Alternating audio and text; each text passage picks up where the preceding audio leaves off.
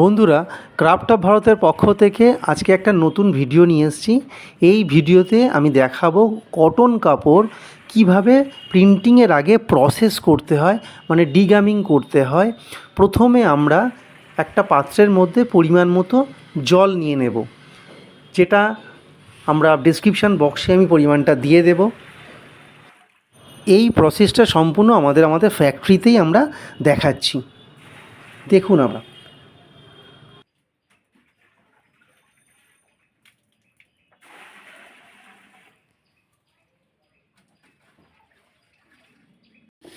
প্রথমে আমরা sodium hydroxide মানে কস্টিক পরিমাণ মতো নেব। এখানে আমরা 180 গ্রাম নিচ্ছি। অ্যাকচুয়ালি কাপড়ের যা ওজন হয় তার পার কিলো 30 গ্রাম করে আমরা এখানে মেশাই। দেখুন,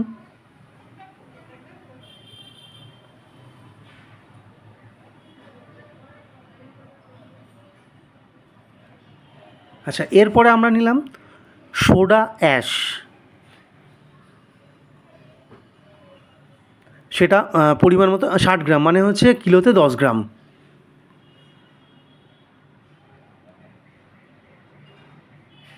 এটা হচ্ছে সোডিয়াম কার্বনেট।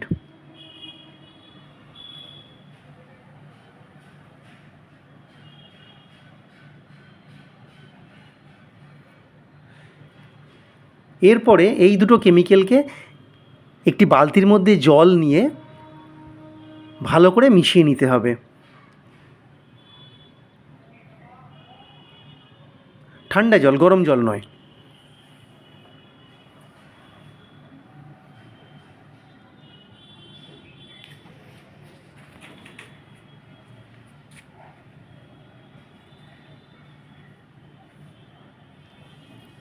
এরপর এই মিশ্রণটা ওই যে বড় পাত্রটির মধ্যে জল ঢালা হয়েছে তার মধ্যে ভালো করে মিশিয়ে নিতে হবে। ওটিকে ঢেলে ভালো করে মেশাতে হবে। এরপরে আমরা যেটা নিচ্ছি সেটা হচ্ছে হাইড্রোজেন পারঅক্সাইড। ওটা নর্মালি আমরা 150 গ্রাম দিই। তো তারপরে এটাকে ওইভাবে মেশাতে হবে।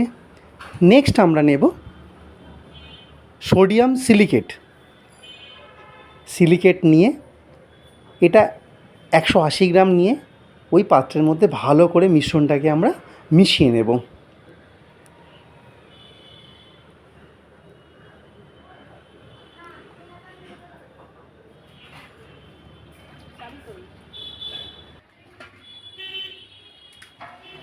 এবার আমরা স্টোভের ওভেনটাকে জ্বালিয়ে নেব। জ্বালিয়ে জলটাকে একটু গরম করে নেব। গরম করার পর আস্তে আস্তে কাপড়গুলোকে ওই গরম জলের মধ্যে চুবিয়ে দেব এবং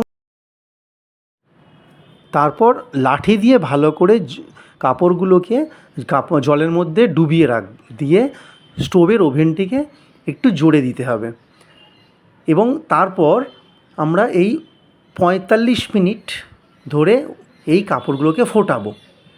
ফোটানোর পর দেখা যাবে যে কাপড়ের রঙটা একটু চেঞ্জ হয়ে গেছে, একটু গ্রে কালার থেকে আস্তে আস্তে সাদা হোয়াইটের দিকে চলে আসছে এবং এর মধ্যে বিভিন্ন ময়লা পার্টিকেলসগুলো আস্তে আস্তে মানে আপনারা দেখলেই বুঝতে পারবেন যে পরিষ্কার হয়ে যাচ্ছে।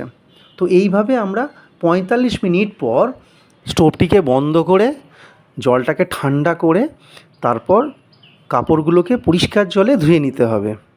তারপরে আমরা ডাইং প্রসেসে যাব। আজকে এই পর্যন্ত।